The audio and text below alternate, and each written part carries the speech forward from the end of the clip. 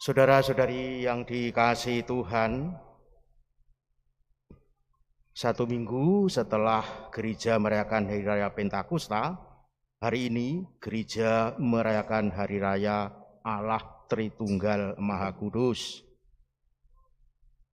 Pengakuan Allah Tritunggal Maha Kudus sering dipermasalahkan atau disalah mengerti oleh orang-orang di luar Kristen. Bahkan ada yang menuduh bahwa umat Kristen menyembah tiga Allah atau melakukan dosa syirik karena mempersekutukan Allah dengan ilah-ilah lain. Juga kata Tritunggal tidak terdapat dalam Alkitab. Memang kata Tritunggal tidak terdapat dalam Alkitab, tetapi perlu dipahami bahwa kata Tritunggal justru dapat kita temukan kalau kita benar-benar memahami maknanya. Karena justru dari Alkitabiahlah orang akan menemukan makna dari doktrin Allah Tritunggal Maha Kudus itu. Nah, untuk sampai kepada pemahaman akan Tritunggal Maha Kudus, memang kita mesti memahami dengan baik jati diri Yesus. Siapa jati diri Yesus itu? Alkitab jelas, khususnya Injil Yohanes menyatakan dengan gamblang dalam Yohanes 1 bab ayat 1 sampai dengan 16 dan seterusnya. Pada mulanya adalah firman, dan firman itu bersama-sama dengan Allah, dan firman itu adalah Allah. Nama jelas Yohanes 1 ayat 1. Lalu firman itu telah menjadi manusia dan diam di antara kita, dan kita telah melihat kemuliaannya, yaitu kemuliaan yang diberikan kepadanya sebagai anak tunggal Bapa, penuh kasih karunia dan kebenaran. Ayat 14. Kasih karunia dan kebenaran datang oleh Yesus Kristus. Ayat 16. Dengan demikian jelaslah bahwa firman Allah adalah identitas Yesus atau hakikat jati diri keberadaan Yesus itu sendiri. Dengan demikian firman itu menyatakan siapa Yesus sebelum ia datang ke dunia ini. Lalu ayat 3 menyatakan segala sesuatu dijadikan oleh Dia, dan tanpa Dia tidak ada sesuatu pun yang telah jadi dari segala yang telah dijadikan. Artinya segala sesuatu dijadikan oleh firman Allah. Dengan kata lain, Allah tidak menjadikan segala sesuatu tanpa firman-Nya. Itulah sebabnya setiap kali Allah mencipta, Ia selalu berfirman. Contoh, Allah berfirman, jadilah terang, maka terang jadi. Kejadian 1 ayat 3. Maka pertanyaannya, apakah firman Allah itu Allah? Jelas kita yakin menjawab ya. Sebab pertama, Alkitab secara implisit menyatakan firman Allah adalah Allah. Yohanes 1 ayat 1. Yang kedua, keberadaan firman Allah tidak sama dengan keberadaan saya dan Anda. Karena kita adalah makhluk yang terikat oleh ruang dan waktu, sedangkan Allah adalah roh yang tidak terikat oleh ruang dan waktu. Firman Allah bersama-sama dengan Allah dari kekal sampai kekal. Tidak ada yang lebih dulu atau lebih kemudian.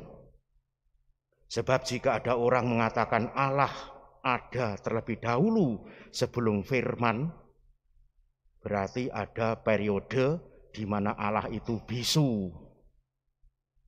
Kebalikannya, jika ada yang mengatakan firman ada terlebih dahulu sebelum Allah, ada pertanyaan, firman siapa itu?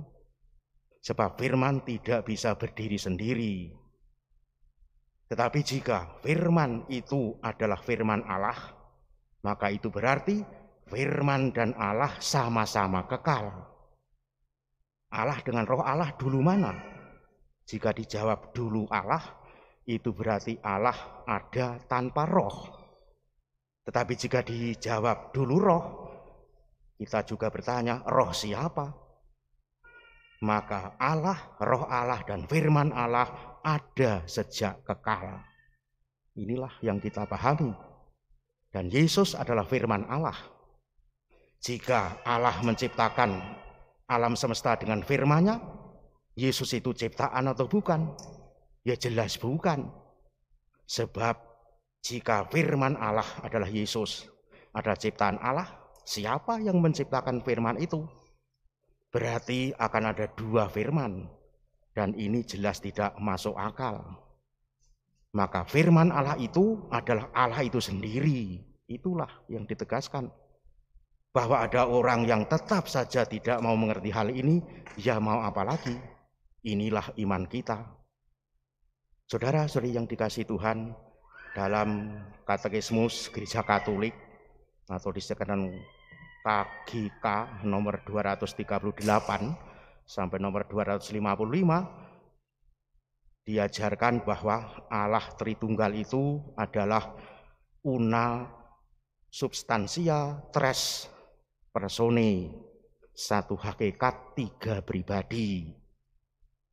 Pemahaman ini pun harus dipahami secara tepat, sebab banyak orang bisa salah dalam menggambarkan Allah Tritunggal, yakni seolah-olah Tritunggal itu dibagikan atau dibedakan dari tiga pribadi yang terpisah. Tidak demikian. Allah itu adalah satu dalam tiga pribadi, tapi bukan dalam arti pribadi fisik seperti kita punya, tetapi pribadi metafisik, artinya pribadi yang melampaui realitas fisik, melampaui ruang dan waktu. Contoh, jika Allah itu misalnya menyertai 100 orang yang saleh rendah hati di paroki Juanda ini, yang tepatnya atau tempat tinggal berbeda-beda, berjauhan satu sama lain, apakah berarti Allah menjadi 100 orang? Jelas tidak. Allah tetap satu, tetapi sekaligus bisa berada pada 100 orang yang saleh itu. Karena Allah adalah roh yang tidak terikat oleh ruang dan waktu, tidak seperti kita jelas terikat ruang dan waktu. Inilah hal yang patut direnungkan dalam-dalam. Sampai sekarang pun masih saja ada yang mengkritik bahwa doktrin Trinitas itu tidak masuk akal. Bagaimana 3 sama dengan 1 atau 1 sama dengan 3? Dalam menanggapi semacam itu, kita harus benar-benar menyadari bahwa doktrin Trinitas itu bukan bicara soal jumlah Allah atau unsur-unsur Allah, tetapi bicara tentang keberadaan atau hakikat Allah yang esa, yang tiada berbilang dan juga tiada bandingannya.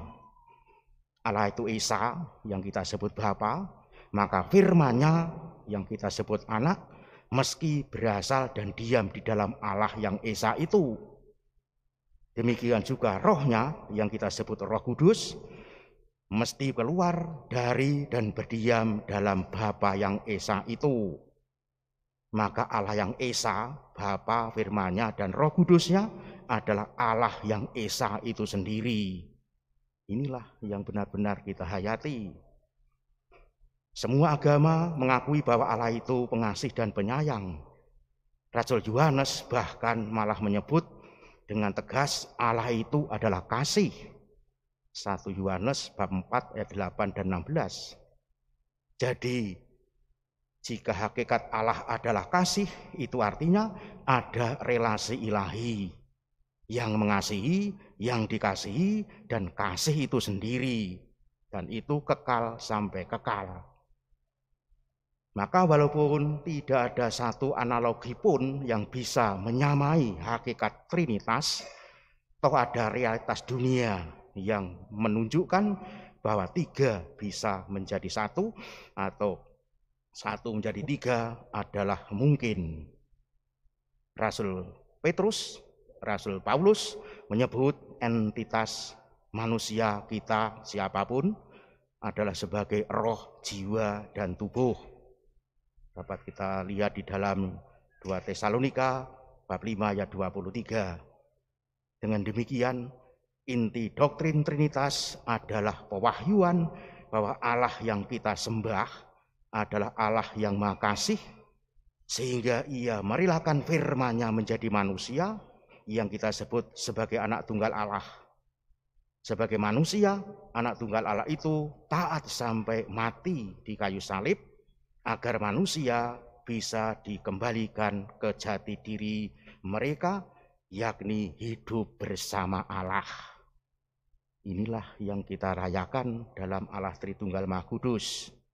Dan inilah yang kita imani dan kita syukuri. Karena dengan pewahyuan ini kita mendapatkan bukti dan gambaran yang lebih gamblang tentang Allah yang Maha Pengasih dan Maha Penyayang yang kita sembah. Dengan demikian kita mantap mengungkapkan kepadanya kemuliaan kepadanya. Kemuliaan kepada Bapa, Putra, dan Roh Kudus.